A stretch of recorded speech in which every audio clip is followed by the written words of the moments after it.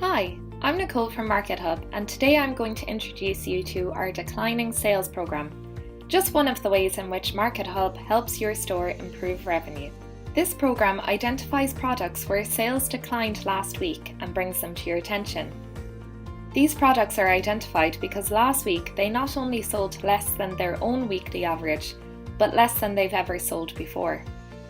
Declining sales can help you identify issues with products before they become a drop sale.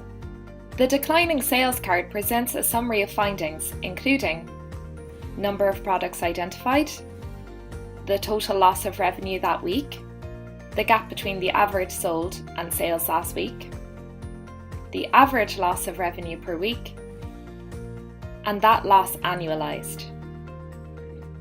Keeping a watch and acting on products in this program should help you reduce that potential loss. Let's open the program and see what we're being told.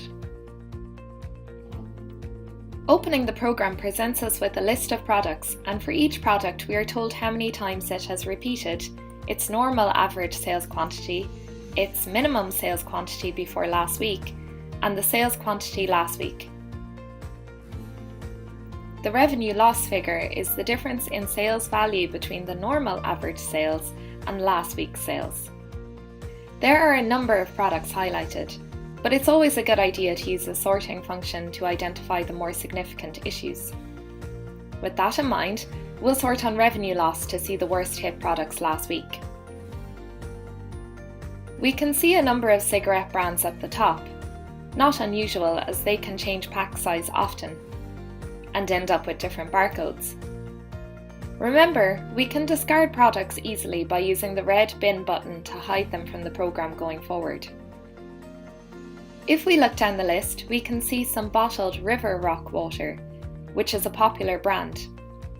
Last week we only sold 3, where we would normally sell 27, a large drop.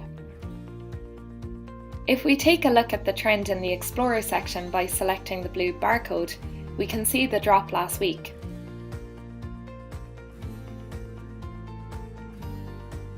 Note also the regular dips in sales.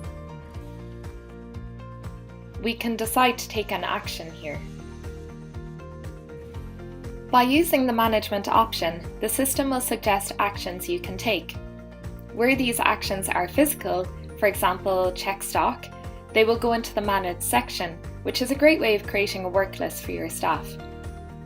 I suspect that we are not quite on top of ordering for this product in store, and reorder when we run out as opposed to ordering in advance. It's also a good idea to look at the products which have repeated most often to see if there is an underlying trend. The rhubarb yogurt crumble has repeated a few times, perhaps indicating a line coming to the end of a season. The store might consider ordering less to avoid waste. I hope these examples give you an idea of what you can do with the declining sales program. As with all programs, you can also export the contents of the sheet to a spreadsheet at any time by pressing this button. You can generate a more detailed report of declining sales by pressing this button. This can be a good report to give your staff for follow-up. And of course, you can change the settings of the program at any point.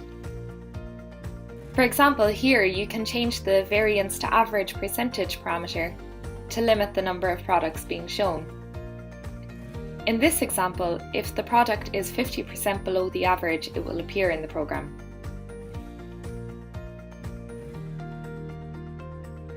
You can also change the categories that appear in the program.